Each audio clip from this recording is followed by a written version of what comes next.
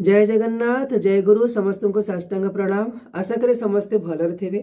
बहुत समय आमर मूड स्विंग हुए, हठात मन अस्थिर हो जाए, मन खराब हो जाए, भाव प्रवण हो जाए।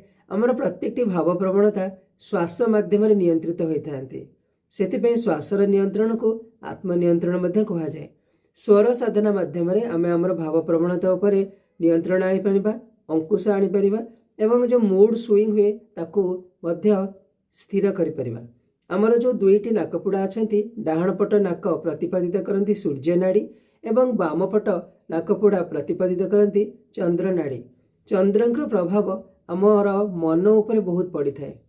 तेणुक देखिए आमर माँ मैंने सब चंद्र को पूजा करती, पिला माने अस्थिर होते, दुष्टामी करते। तेणुक जदि मन अस्थिर होची, मूड स्विंग होची, बारंबार मन एपट सेपट होची, आपण डाहाण पट नाकपुड़ा बंद करदे, बाम पट गोटे लंबा श्वास नेबे एवं टिके समय होल्ड करिकी पुणी से बाम पटे ही छाड़िबे। तो यही प्रक्रिया आपण जदि करूचंती 20 थर करूचंती, बेसी नहीं आपण 20 थर करी देखंतु, आपणकर मन सांगे सांग शांत हो जिवो।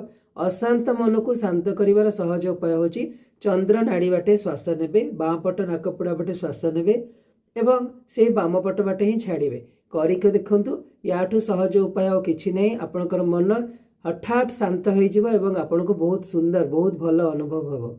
जय जगन्नाथ।